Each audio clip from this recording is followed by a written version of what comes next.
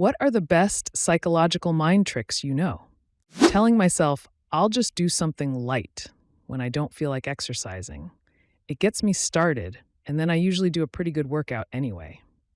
IDK if this qualifies, but 100% the easiest way to improve your relationship with anyone, spouse, friend, family, is an unexpected gift at an unexpected time.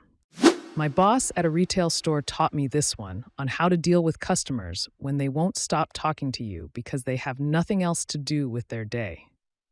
While they are talking with you, start walking towards the door while responding to them. They will naturally follow.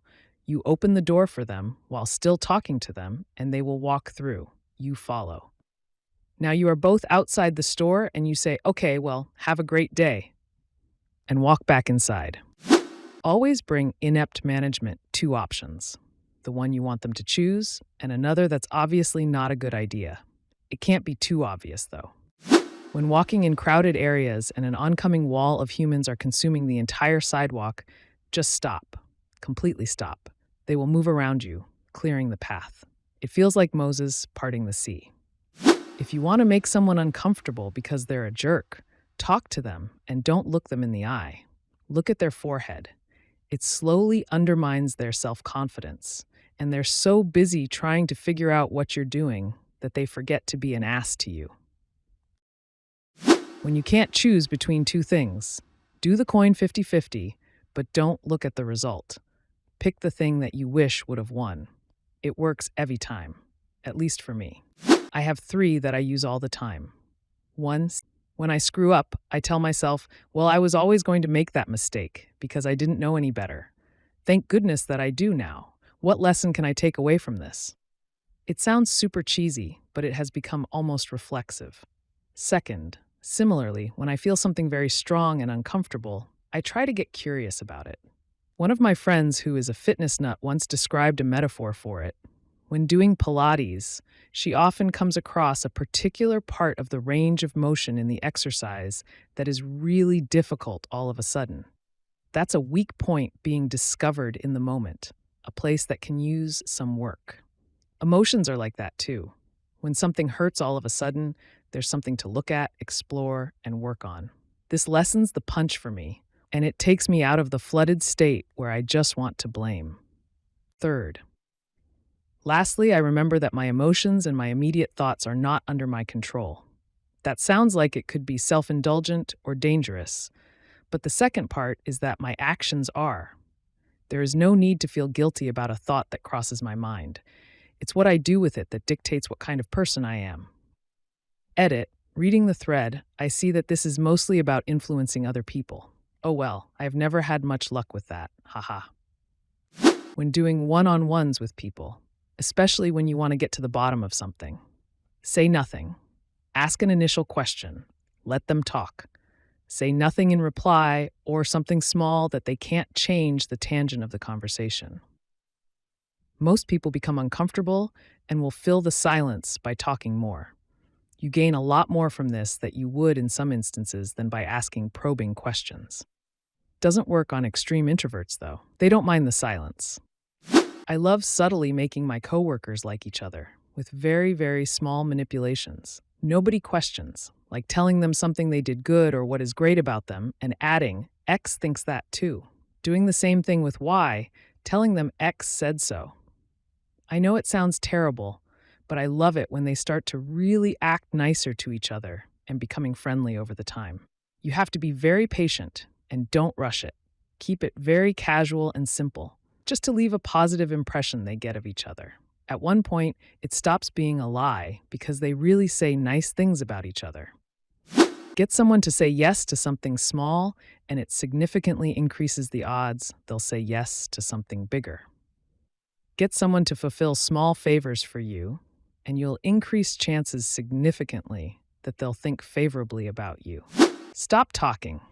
If you are negotiating with someone, even over something small, and it's not going the way you want, just look at them and listen. They will get to a point where they have laid out their position and know that you are unhappy with it. Let them be uncomfortable with the silence and keep talking themselves into a worse position. Works very well with sales guys delivering less than optimal offers. When dealing with irrational people customers who are dead set on creating a scene, but not physically threatening, treat them as if they are a mentally challenged person who is spiraling. Meaning, don't take it personally because it's not about you, even if they try to personalize it.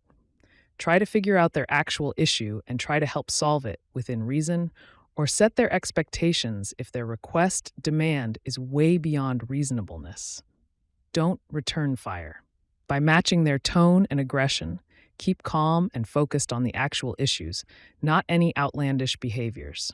Above all else, remain friendly and as helpful as possible in relation to any legitimate issues. In my long customer service experience, this will work about 95% of the time.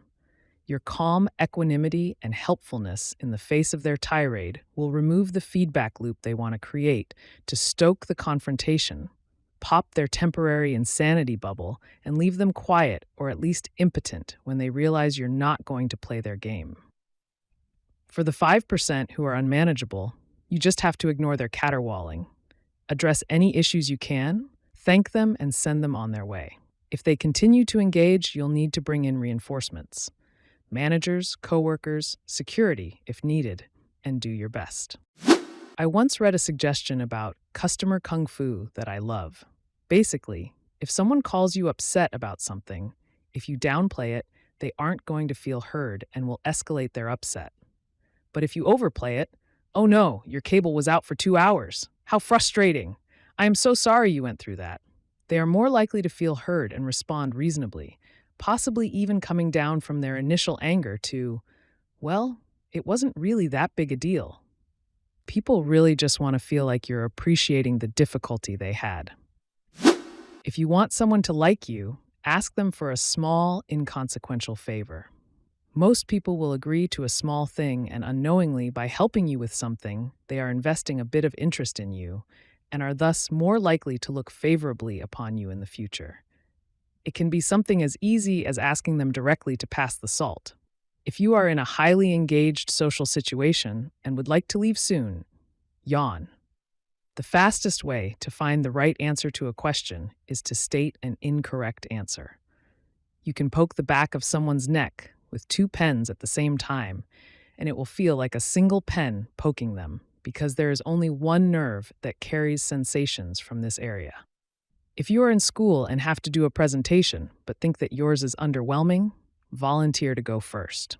No comparison will always net you a better grade, even if no extra credit is offered for going first. This is a social phenomenon, but have you ever been to a fair where they have one of those really big jars of gumballs or something and you need to guess the amount?